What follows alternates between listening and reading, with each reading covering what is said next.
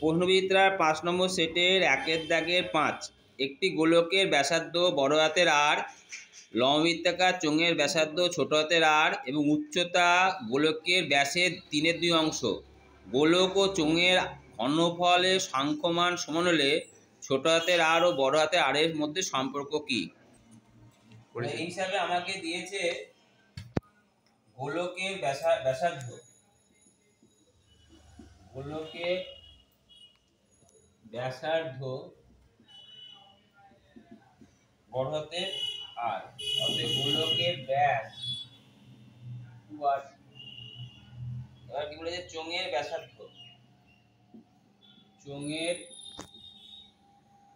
ব্যাসার্ধ ছোট হাতের আর, চোঙ উচ্চতা, চোঙের উচ্চতা বলেছে গোলকের ব্যাসের 3/2 অংশ। গোলকের ব্যাস 2r কিন্তু 3/2 কেটে গেলে কত হয়?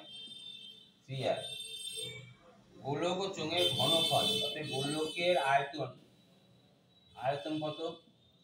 4/3 পাই r কিউব। 4/3 পাই r কিউব। চোঙের আয়তন r স্কয়ার, চোঙের আয়তন হচ্ছে পাই r স্কয়ার 9r স্কয়ার, পাই r square into 9r r এর হোল স্কয়ার। এটা কত হয়? পাই r square into 9r square. এবার এই দুটো কি বলেছে? সমান বলেছে। তার প্রশ্ন অনুযায়ী 4/3 পাই r কিউব সমান পাই r square into 9r square. প্রথমে পাই পাই মনে মনে কেটে দিলাম, হ্যাঁ, এই r কিউব r স্কয়ার কেটে দিলাম মনে মনে। তাহলে দাঁড়ালো কত? এখানে 4/3 বড় হাতের r দাঁড়ালো একটা, আর এখানে 9 কি দাঁড়ালো? r স্কয়ার, ছোট হাতের r স্কয়ার। এবার আমাকে কি বলেছে? সম্পর্ক নির্ণয় করতে বলেছে। তাহলে কি লিখতে পারি এখানে? 4r সমান 27 কি ছোট হাতের r স্কয়ার।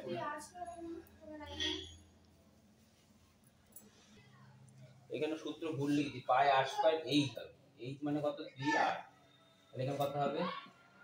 3r। এখানে কত হবে? 3r। তাহলে এখানে কত হবে? 3r square. তাহলে এখানে কত হবে? 9r square. এবার ঠিক আছে? 4r সমান কত? এখানে r স্কয়ার হবে। এখানে কত হবে r স্কয়ার? r ওই এখানে ওই r কাটবে, এখানে r স্কয়ার থাকবে, এখানে r স্কয়ার হয়ে যাবে। তাহলে এখানে r স্কয়ার হয়ে গেল। তাহলে এবার আমি লিখতে পারি 2r এর হোল স্কয়ার সমান 3 ছোট হাতে r এর কি হোল স্কয়ার। Whole square. তাহলে কি লিখতে পারি? 2r ইকুয়াল টু 2 বড় হাতের r সমান 3 ছোট হাতের r। এটাই সম্পর্ক। বা এটাকে আরো ভালোভাবে লিখতে পারা যেতে পারে r সমান 3r বাই কত? 2। বুঝতে পারলে?